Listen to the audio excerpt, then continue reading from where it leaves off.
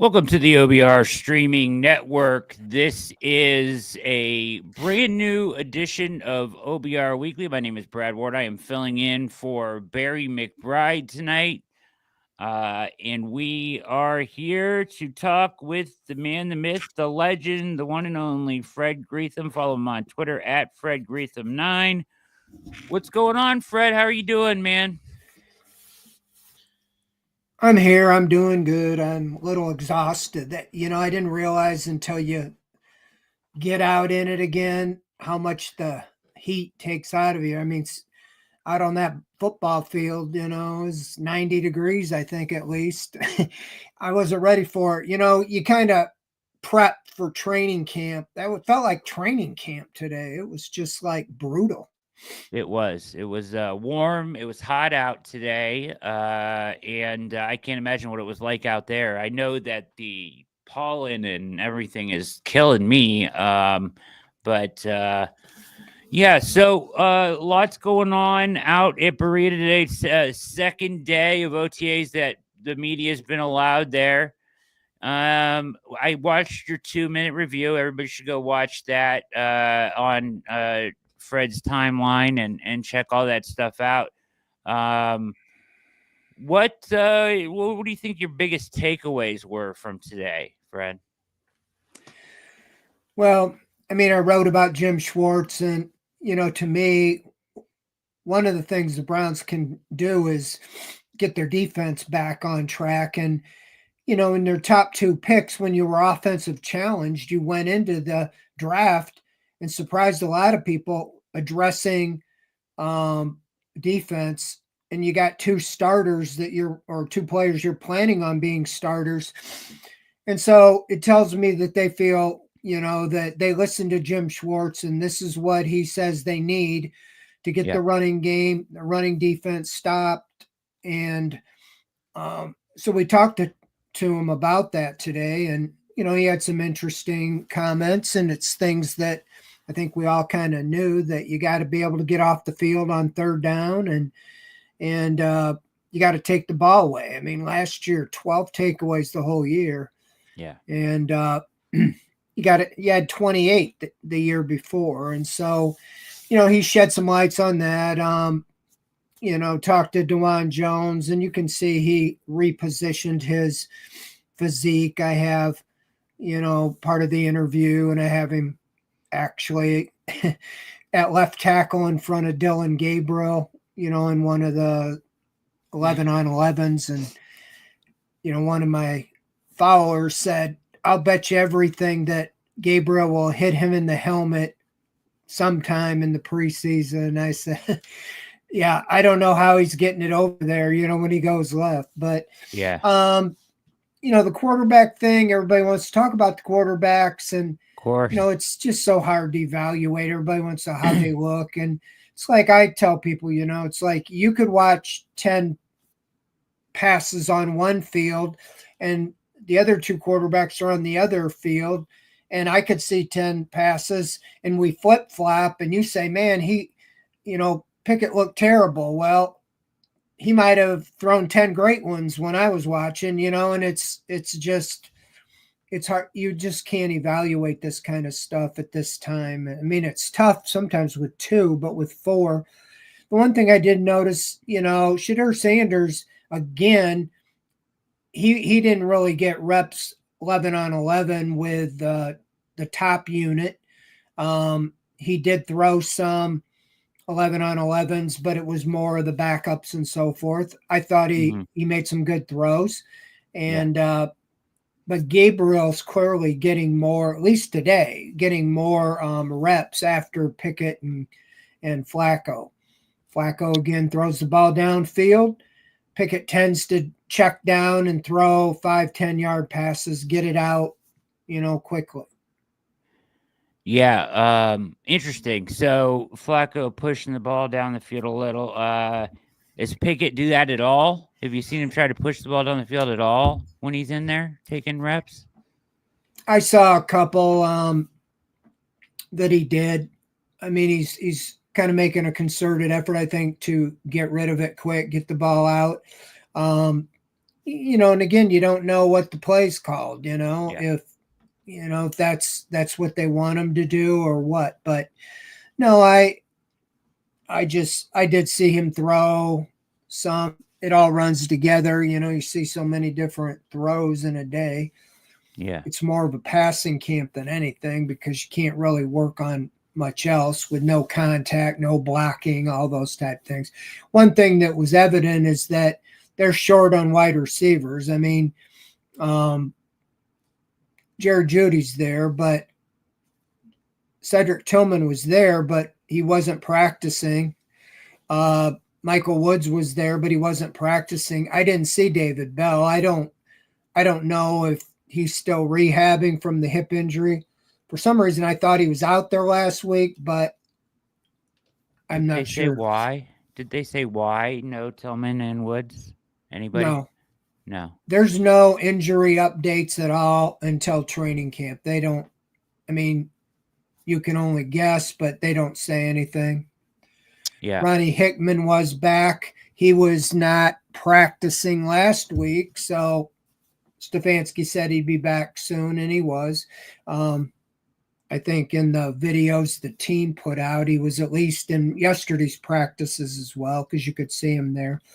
But Newsome was back. I think he had a family situation last week, on the Wednesday. But same guys pretty much. Miles, Njoku, Conklin, Batonio weren't there. The most notable newcomers to me were Deontay Johnson and Malik Collins. Haven't seen either of them. Now, Collins is a 10-year veteran. Shelby Harris wasn't there either. Deontay Johnson just seems like maybe he just thinks he doesn't need this, but you would think he would try to endear himself a little bit to the new team. So Yeah, the interesting thing is, Fred, I saw him in pictures in phase 1 and 2, like working out, lifting. I saw him in some of the team, on the team website. So it makes you wonder why he wouldn't be here for this, Well, we only get Wednesdays, so Yeah. we get no updates unless the team puts out a picture or something, Yeah. of anything else. Now, of course, he'll be here next week. They'll all be here Tuesday to Thursday. That's kind of the big event until training camp. It's mandatory. I expect, even injured guys that haven't been on the field will probably, be seen, I would think, but maybe not. On their new building, their weight room, they actually put the bicycles inside. So they used to bring them outside so you could always see who was on the bikes, but you might not be able to nowadays. With all the wide receivers missing, is there anybody like so Jerry Jeudy was there, Jamari Thrash, any of the new guys or anybody jump out to you and look better than anybody else? I thought Caden Davis, he was the guy they signed like the last week to return kicks last year. He caught a ball from Sanders in traffic. And I thought, he showed up, taking advantage of the opportunity. Thrash has been running, opposite Jerry Jeudy, at least today, because like I said, Tillman and Woods, it just shows you how thin they are. I mean, if Jeudy gets hurt, I don't know, where you're at. You're almost leaning on Deontay Johnson heavily at this point, So I don't know what else they're going to look at, but no, the kid from Kent State, mentor Luke Floria, I saw him catch a pass over the middle in the seam. Another kid he showed up in a couple of my videos, number 31, Cade McDonald. Yeah. Undrafted guy. I think he was a tryout guy. He went to Miami, Ohio. So you can't read a lot into it, but they made plays. Gage Lavarian or Lavardane, I saw him make a catch or two. But again, they have to throw to somebody. And so they're taking advantage of it. But I would say Caden Davis, made a couple eye-opening catches to me. And, that one in traffic, of course, he knows he's not going to get hurt, but he went up and brought it down. And I know some of the other ones. I was on behind the quarterback. Some of the other people and the photographers were on down on by the goal line. They said he was out of bounds. His foot came down. I'm like, okay. Still a great throw, great catch. Yeah. That's the one from Shador in the back of the end zone you're talking about? Yeah. Yeah. Impressive throw and catch, yeah, for sure. So everybody's going to ask these questions, but I want to ask them in kind of a reasonable way. Does Flacco look far and away like the best quarterback out there to you in 2 days? I mean, I know it's a small sample size of what you've seen, but does he look like he's commanding things more than anybody else, or is it just kind of a mixed bag? I would say so in the early going. I mean, he's not afraid to let it go, and he's comfortable in his game and his skin, and yeah, I would say that just because he's got the experience at this time of the year. I mean, we're June 4th. Doesn't have to be here, but he's here, and he's we talked about the guy's not here. He's an 18-year veteran. It's at OTAs, and he's probably made more money than anybody else on the team several times over, even Myles Garrett. So yeah, as far as at this point, I would say I know Pickett usually is the first guy up in the drills. Flacco is right there. They're mixing them up, and it's really hard to keep track. So like I said, if I was to gauge today, it seemed like Shedeur Sanders really didn't get a lot of turns. Because even when they did Pickett and Flacco at the same time, next up is usually Gabriel and Sanders, and several times it was just Gabriel by himself. And I thought maybe Sanders' arm was hurting or something, but then he came back and he was throwing. But he didn't get any 11-on-11s with what you would call the first team or the mostly first team. Gabriel did. So, yeah, I mean, it's going to be written about. I mean, you get radio stations keeping track of every, and I don't even know what they're doing or how they do that, because it's there's stuff going on in both fields, and a lot of rotation going on. But no, I mean, and I talked to one of the reporters, Mason Graham. He's over in the defensive tackle group. There's like 3 of them, maybe 4. I don't even know what they're doing. They're just kind of standing in a little group.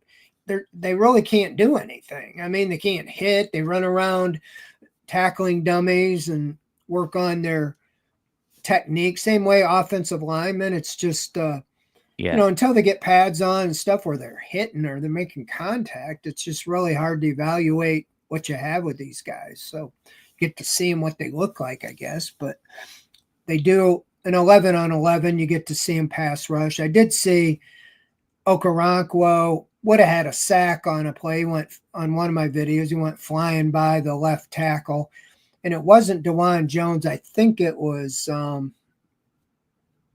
Lucas 71. No, 72.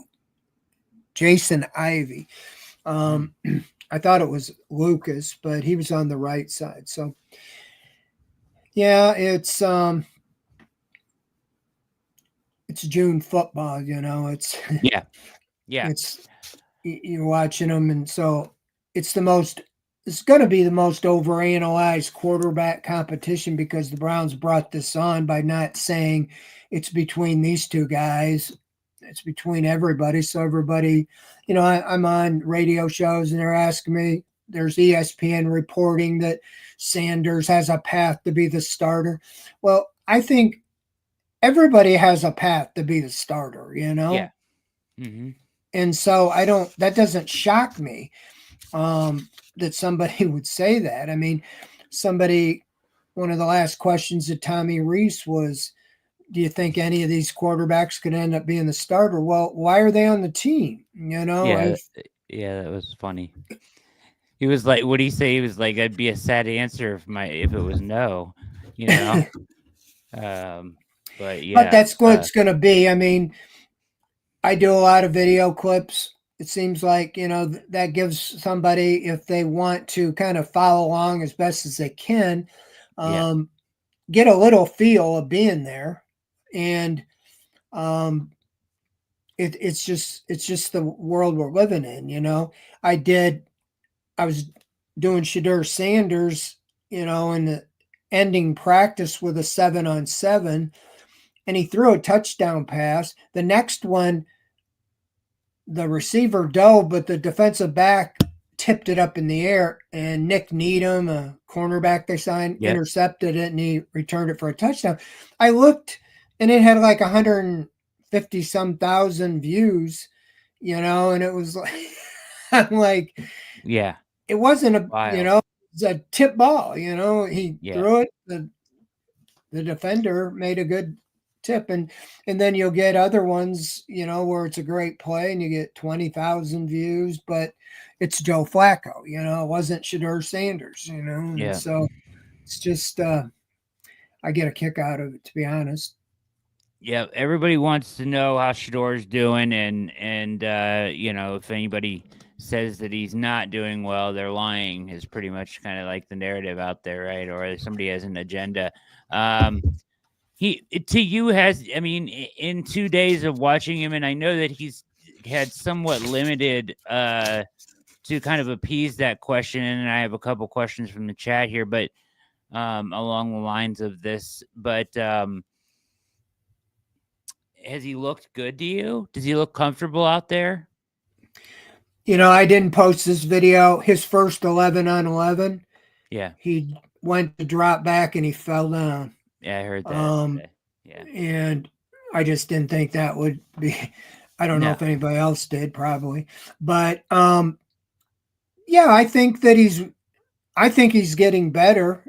From what I even saw him in the rookie mini camp, you can tell he's working it in between plays. He's back there like mirroring Flacco or Pickett and drop back and going through the motion. And yeah, I think he really is serious about it. And what I talked to, the coaches I talked to, said that he's been a sponge. He's soaking up everything. He's listening to everything, staying late, getting there early, doing the things you expect, quarterback to do. Um, I couldn't say if he's pressing or trying to impress more, and that's might be why he stumbled. I don't know. But yeah, when he's throwing the ball, he's throwing it pretty accurately. Some of the clips I show that. I mean, he's finding the receivers, but nothing live. So there's really not a lot of, you know, hitting or blocking or anything like that. I saw him, like I said, the best throw I saw him make today was that one Yeah. in the 11-on-11. He hit Caden Davis, and threw it really nice. He throws a good ball. So Gabriel does too, but I saw him having a little more trouble. He wasn't as accurate today. I would say what I saw, I thought Sanders looked a little better today than Gabriel. Did you think Just that did you think that last week as well? not really standing out anything Okay. noticeable. Again, there's so many variables. You got receivers, some of them, dropping the ball or not catching a ball that maybe should have, and that just takes something away from the play. Or when I saw Gabriel last week, Graham, I mean, made a good play and batted the ball down. It was intercepted. And we've heard how he can overcome those things, but that was just something I took note of. Okay, this is NFL where maybe everybody's good and big. Yeah. So yeah, I don't know how to stack them up. I mean, Yeah. you Um, know, all the way around. okay. Ian Coleman asking in the chat, ask Fred if Billy Musgrave has been talking to Shador a lot. Obviously, Musgrave with a relationship with Dion before this. So he was wondering if he's heavily involved in his development under center. He's a quarterbacks coach, but I do see him a lot hanging around with him. Yeah. And like I said, Sanders seems to be really looking to learn as much as he can. I think that, just my opinion, what I've talked to some people kind of in the know, is that he's coming out of some offenses that maybe weren't that sophisticated, and this is a whole new level of learning uh, in a lot of things. Mechanically, he could get away with some things, um, partly when you have Travis Hunter, but just in the system, he's not being asked to do what he's been asked to at this level. So there is a learning curve, and I think even with Gabriel, who's played a lot, you can see, and he's even said, this is a big, learning curve from one level even to the NFL level. And that's where I think Joe Flacco really, like I said, he's very comfortable, very easy, everything's smooth. And Pickett's still learning the system. So any job, anything you've done, any task, if you haven't done it before, even at a new company, even if it's something you did before, there's a ramping up, getting comfortable. I think more than anything in most fields of life, if you're comfortable, you do your best. And and so that's kind of um, all I can say is I'm seeing Sanders seems to be getting more comfortable, as well as all of them. And it'll Yeah. be, I think next week will be a nice gauge to see them, with the whole team, and kind of see where they're going to do. Because at some point they're going to have to start, getting guys ready for the season. I don't think it'll be next week, but I think that'll be the pretty much the final um, sessions that we're going to see. I don't know what they're doing the following week. It's still on the schedule, but we haven't heard any. I don't think there's going to be any availability. So this Yeah. is the last look until training camp late July. So I'm sure the coaches will use this, and then they will formulate what they're going to do, because I would think, if not the first week, but by the second week, when they are getting ready to scrimmage the Eagles, they would have it narrowed down to, what direction they're going to go with it. Yeah. It'll be interesting to see what you think after you get to see them for 3 days in a row, because it's like when you get the one day in the middle, right? And it's like, okay, this person got this many reps, and they were, two spotting, and it's hard to keep track of who's doing what. And Shador was over here, and these three were over here, and then they switched, and then and it feels like, I think you kind of said it felt like Shador got less. But like as Stefanski said, they will.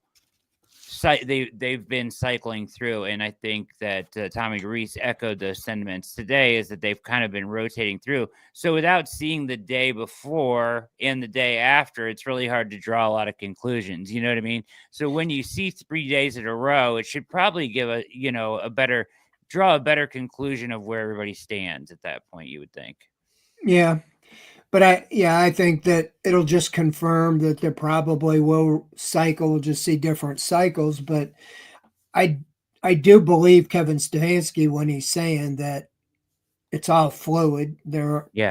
That everything is, they're really trying to give them all, I coach, you probably coached, when you got that many, especially at the key position quarterback, and you don't even have as many receivers, you have guys running all over the place, running backs and stuff that are running routes just so they can, keep the four guys busy. So Yeah. yeah, it will be. I expect next week will be kind of the apex of the off-season program here, and I don't know if we'll learn a whole lot more, but we'll see some. We'll see some other bodies, that I really I really am curious about Deontay Johnson. You don't want to be in a position, and maybe they don't feel they are, but I feel they're kind of in an urgent position. They really need the guy to do something because you look at the rest of the group, no disrespect to David Bell, Jamari Thrash, Michael Woods, but what have they done? And you're going to Exactly. count on them. And like I said earlier, Jerry Jeudy had a breakout year last year, but he's not the biggest guy. He could very easily, get dinged up. And what do you have it's kind of like what we said when Amari Cooper was kind of the bell cow. You need another receiver because what are you going to do if Cooper gets hurt? They didn't really have, that second go-to guy, and that's kind of what it seems like now. And I don't know. I know they don't have a big risk in Johnson, but boy, it sure seems like you need somebody. And if you're not totally sold that he's the guy, you better go see if you can find somebody else. Yeah, it does. I've been saying for a couple weeks, Fred, that I would be, if I were them, I would be watching certain teams that have a lot of wide receivers, for cut downs and whatnot, because you may need to add to this group at some point. It's very thin. Would you categorize that as Yeah, fair? and I will say this, that Andrew Berry has done that in the past. There's a lot of 30 something guys out there, that are in all positions. And 3 or 4 years ago, I remember they got to training camp, it already started. And I think Jacob Phillips got hurt, a guy they were counting on. He was always hurt. Yep. They went out and signed Malcolm Smith, one of those 30 something linebackers, to a 1 year deal. He was like the leading tackler on the team, Yep. Shelby Harris, the first year went to Greenbrier, wasn't down at Greenbrier. They got back from Greenbrier and training camp resumed up here, and they signed Shelby Harris, and he was one of their mainstays. So I think really what they're probably doing, and they've done in the past, is taking a hard look at what they actually have. And now after they break, go to training camp and maybe make a move to bring somebody in, or even wait, like you said, somebody gets released or something there. But I think I could almost see what happened at the Greenbrier is that Jim Schwartz went to him and said, I need another defensive tackle. And Yeah. boom, Shelby Harris is in. So I don't know at the wide receiver, how many of those guys are out there. I mean, I know Gabe Davis, I know Keenan Allen, there's a few guys there. Amari Cooper, you would think, but I don't know what they really look at this, but I would think a lot would hinge on Deontay Johnson. I don't know if he's going up, if it even matters to him, I would think.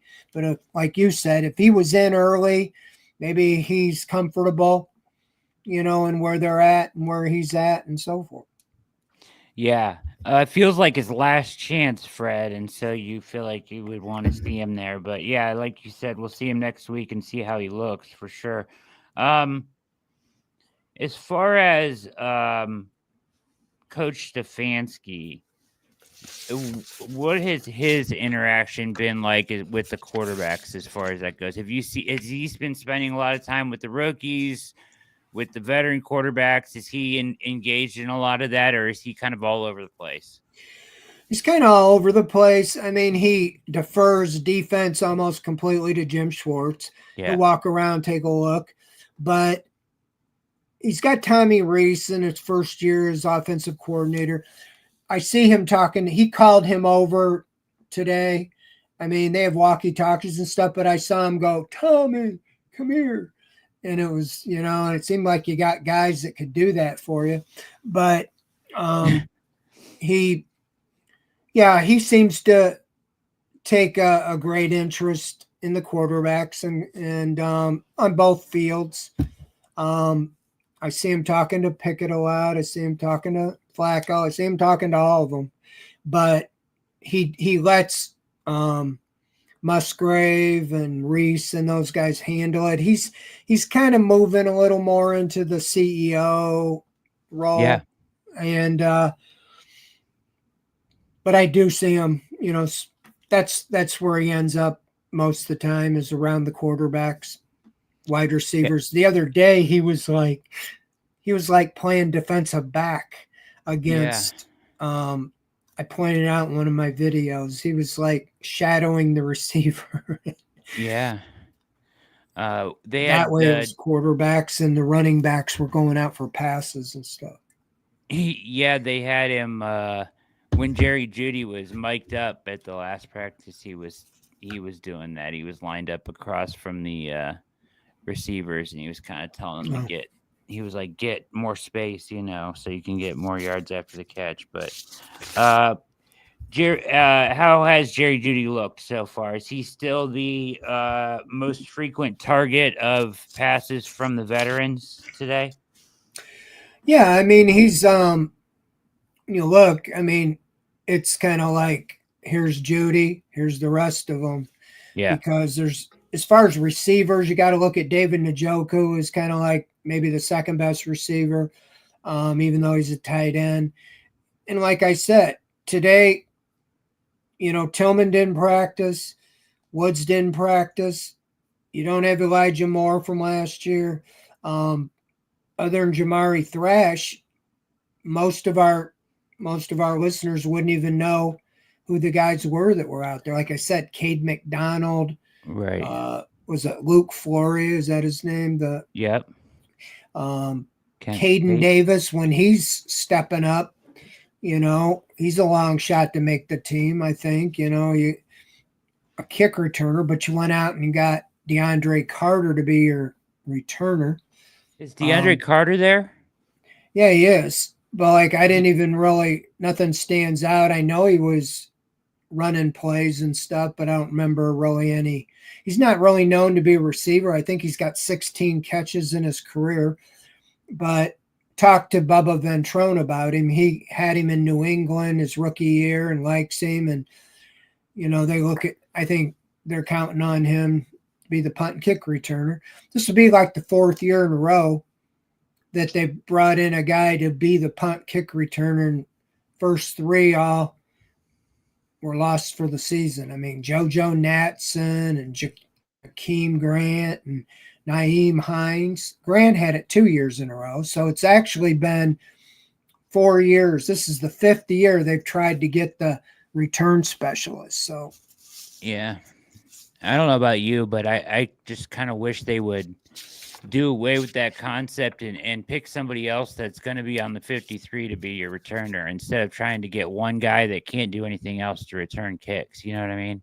Yeah, especially if you're a good returner, they're going to kick it in the end zone. Yeah, I mean, I know they changed it by 5 yards this year. We'll see what kind of deterrent it ends up being, but all these special teams coaches and Bubba Ventrone was talking about it today a little.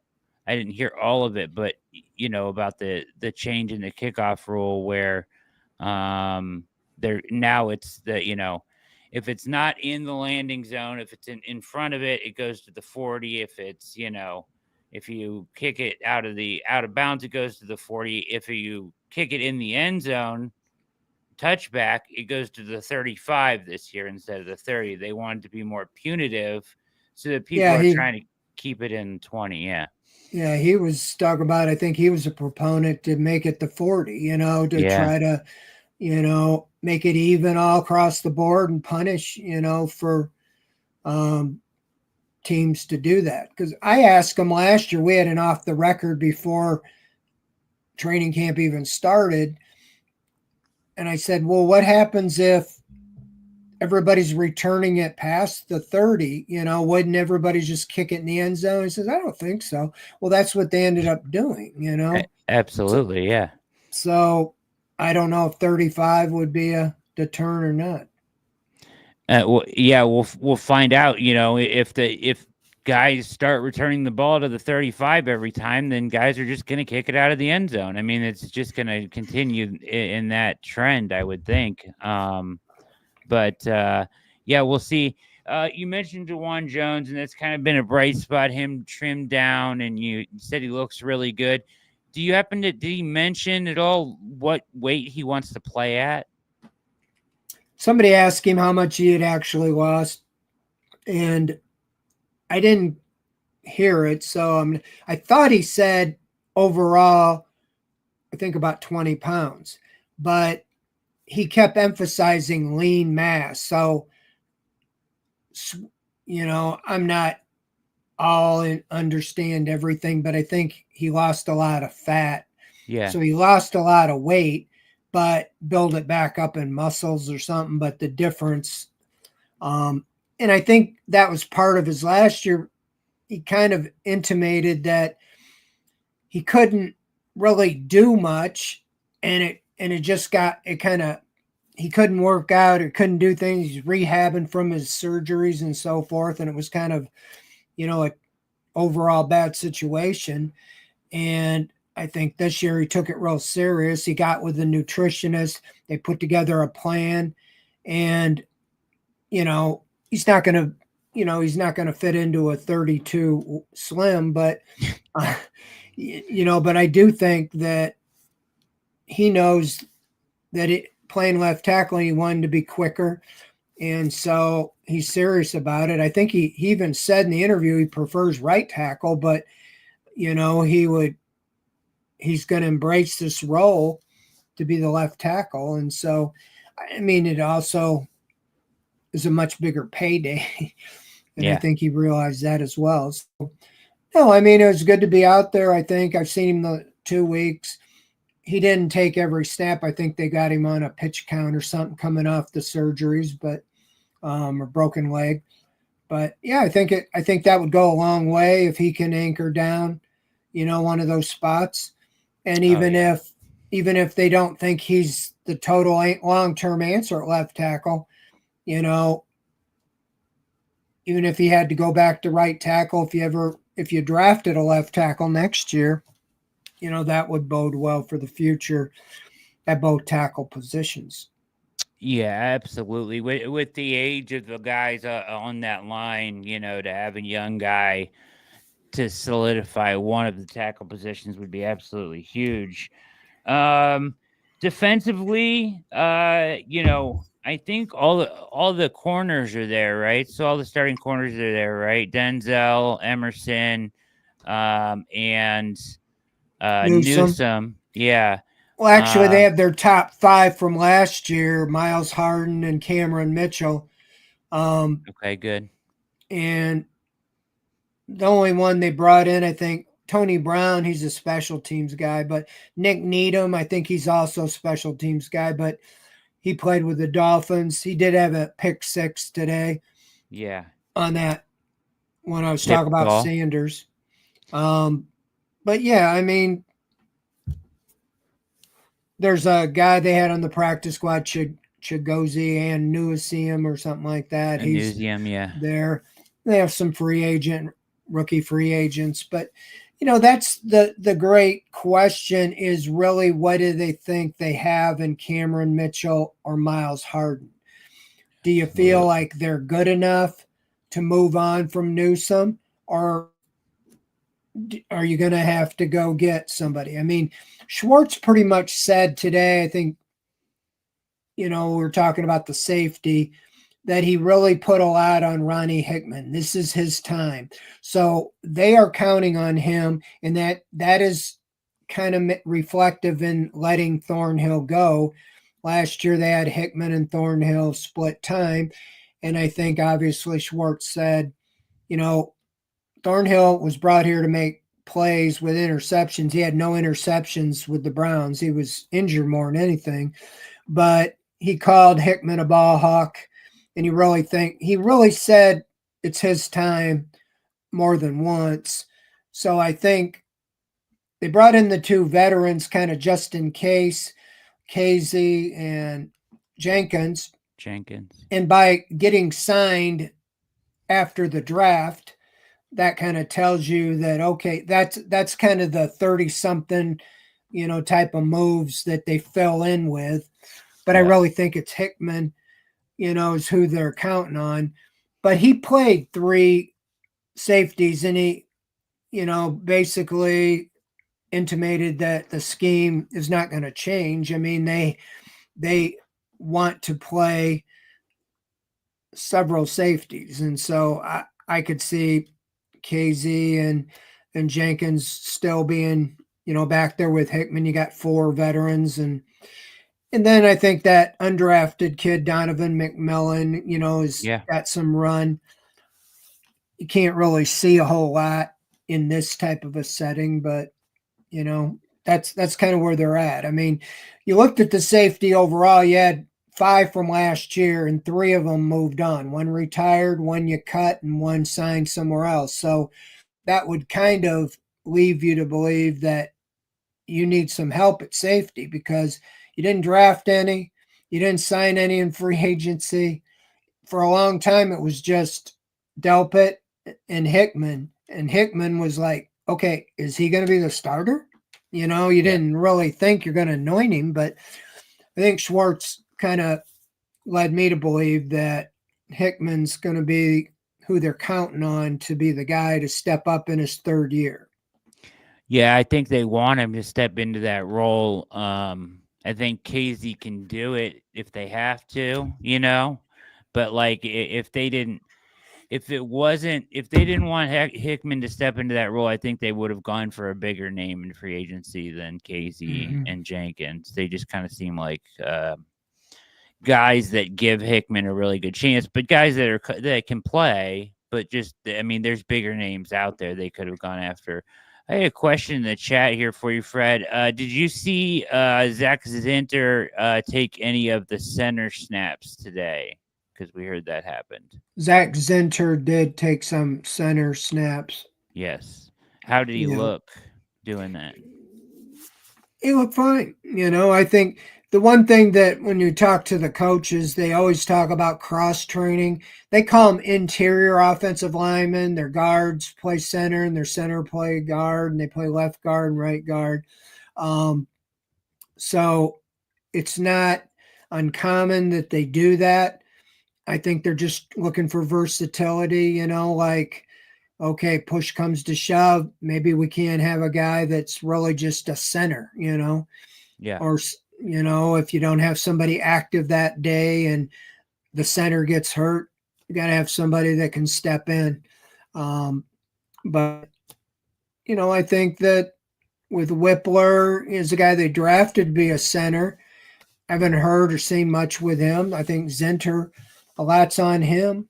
I mean, where they drafted him, I think they're counting on him to break into this lineup, if not this year, next year. And whether it be at center or be at guard or whatever. Um, Tommy Reese spoke. First time we've heard him talk really in this position, right? How did he sound? Did you have anything to take away really from what we mentioned it earlier, but kind of as a whole, did you have anything to take away from what he had to say about the offense, about what he expects, any of that stuff? Well, we did talk to him when he was hired or named, Right. his introductory, but that was back before the draft, and he was asked a lot about Jalen Milroe, and he didn't want to talk about him. But he spoke at the same time as DeJuan Jones did, and I was over with DeJuan Jones. Got it. I did catch a couple questions. I did read, the whole thing that he talked about, but most of the questions and most of his talk was about the quarterback, and he's pretty much in lockstep with Kevin Stefanski and Yeah. says pretty much the same things that he does. He did sound very much in the same messaging from both of those guys on that whole thing. It's a fluid situation, we're taking Hmm. it day by day type of thing. No real answers coming out in regards to the quarterbacks, but Yeah, at this stage of the game, Brad, I could do those press conferences for Kevin. exactly. Yeah. Yeah, absolutely. I'm sure that you could. As far as the rookies, outside of that, there's not a lot that Quinshon Judkins, Dylan Sampson, I'm sure they're running routes. Harold Fannin is there, Carson Schwessinger, Mason Graham. Anything from the rookie report there besides, the quarterbacks, obviously, we discussed already, but I know there's not a lot they can do at this point, but anything from them, is Fannin catching any footballs? Yeah, Fannon's catching most of the balls thrown his way. He looks impressive. I think he can be, that's one area. The only thing with a rookie, it just seems so many times rookies don't make an impact, at wide receiver or receiver. But I think if they go with what they have, they could flank him out, Yeah, and have him run as a receiver some routes because he's big, he's got good hands, and then get him the ball on short routes and so forth like that. So I think he's been impressive. I have a video today. Somebody threw him a pass he caught. Um, I don't remember which one, but which quarterback. But no, I like what I see of Schwessinger. I mean, he's got a high motor. He's running around a lot, and he just looks like a football player to me. He reminds me of Clay Matthews when he first back in the, when I first started covering the team. He was drafted in 78 and I started in 81. And he'd run around with that blonde hair and stuff, and yeah, Schwessinger's kind of rolls up his shorts and he's running the ball, looks like a football player to me. And I think they're counting on him to, they won't say it, but they're counting on him to step in immediately and take some of the load from what JOK. yeah, Schwartz went on and on about how JOK was taking it not only from a Pro Bowl to an all pro level last year and why it's such a big blow to the team. But he asked about, Schwessinger, if he's going to be able, and he said, well, like Mason Graham, we're not going to compare to anybody until we see him do it, that's the right approach because you really don't know. It right. took what it took with JOK, and you can remember how you'd see flashes from him in his early year or two, and you're a little frustrated, and then it was like he got it, and then all of a sudden it was a different game, and Yeah. you just think the light turns on quicker for the young man from UCLA. If it does, that will help quite a He's bit. bigger. Is he bigger than JOK? You think? Yeah, Yeah. yeah. JOK was 221. They've got him at Schwessinger. 242, 6'3", Yeah. 242. I mean, Okay. one of the knocks on JOK was he's almost like a safety. I mean, he's Yeah. 221, and that's pretty tough going against some of those big backs like we saw. Yeah, I mean his route of attack was, so much deception and beating, Mm. blockers to spots and finding a way to get thin and get through to the tackler just with speed. Schlesinger seems like he has a mix of some of that, but also the ability to kind of use his strength to get off blocks as well. So, very good stuff. We're winding down here, Fred, on the hour. Great coverage today. I know it was a hot one out there, and lots of pressure with this quarterback battle. And your clips were by far the best. So well done and good work. Any parting words before we get out of here tonight on OBR Weekly? No, I mean it's just step by step been watching this long enough to know that, you know, all this will be forgotten by the time you get to training camp. Yeah. And then by the time you get to September, a lot of stuff in training camp, you look back to opening day and the stories of the beginning of training camp, you go, oh, I forgot about that guy. That's what happens. And unfortunately, it's what's going on now. And so next week will be more, I'm sure, a lot more quarterback talk, and we'll be, right in the middle of it. Wednesday night will be right after the second practice. So come back here and we'll have straight from the field what's going on. Maybe we'll have some more light to shed. But yeah, I mean, I don't really feel like charting passes or anything's going to do a lot of good. No. But give you what I see. Like Bill Belichick used to say, I can only go by what I see. And, I see some talent out there, and it's just now, putting it all together. Yeah. We'll take your assessment all day over any charted numbers or whatever. I trust your eyes more than any of that nonsense, Fred. So we appreciate you, man. Great job as always. Follow Fred on Twitter as we will be. He will be there, and the OBR will be covering mini camp next week. And keep it locked in. Thank you guys so much for watching the show tonight. Hit like and subscribe on your way out, and then notification bell so you know every time we go live. For Fred Greetham and Ian behind the virtual glass, my name is Brad Ward. This has been OBR Weekly. Have a wonderful evening. Thanks for watching. Thank you, everybody.